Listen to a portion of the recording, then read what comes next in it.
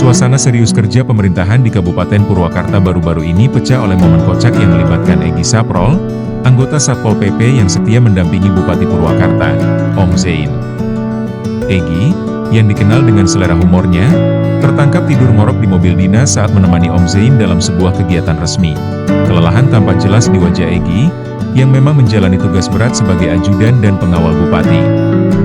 Momen lucu ini terjadi saat perjalanan dinas, ketika Egy yang tampaknya sangat letih, tanpa sadar tertidur dan mengeluarkan suara ngorok yang mengundang tawa para pegawai yang melihatnya.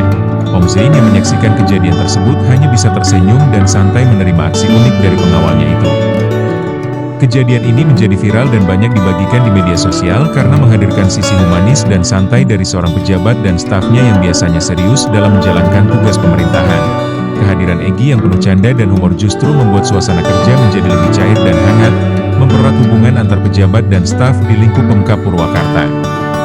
Momen ini menjadi bukti bahwa meski dalam kesibukan dan tanggung jawab besar, tetap ada ruang untuk tawa dan kekeluargaan